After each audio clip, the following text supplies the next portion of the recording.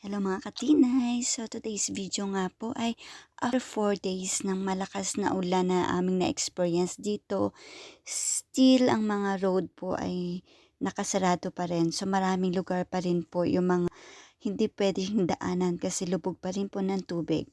So dito po sa area kung saan ako nakatira, so mostly some area pwede na madaanan, pero yung papunta po sa may Ibin Batusa sa may Discovery Garden, medyo pahirapan pa rin po. So katulad nga po nito, so kailangan namin na may mga patungan kasi may madadaanan kaming may mga tubig. So shout out po sa mga naglalagay ng mga bricks para makadaan po ang lahat.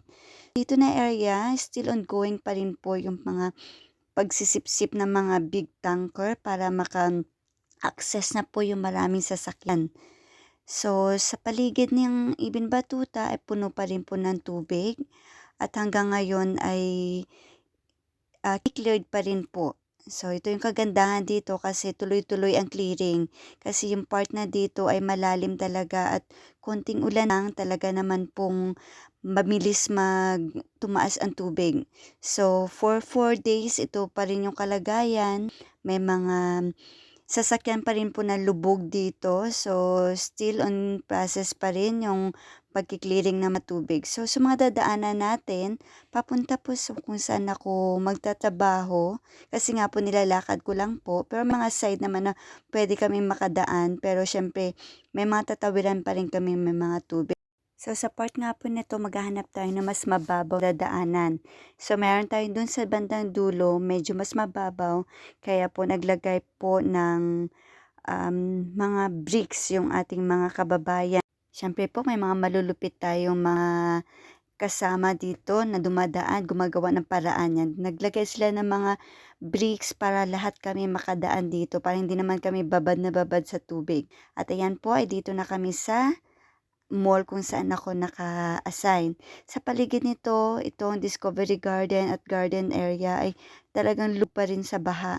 So, tingnan nyo kahit yung mga mantitibay na bato talagang tinumba ng tubig. So, hindi talaga maka-access yung kahit anong sasakyan dito, kahit malalaking sasakyan. Kaya, ingat po tayo mga katinay.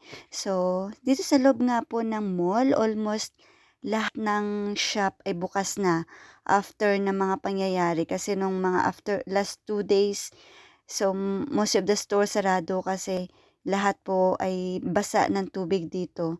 So, mabilis po ang proseso ng Nakhil Mall. So, ito papunta kami sa store ko. Still, ang store namin ay sarado pa rin. Of course, mini-make sure namin na ang safety ng ating mga customer. So, mini-make sure namin din na maayos lahat ng process bago namin i-open ang store. So, dito po ako naka-work. So, secured lahat ng electrical.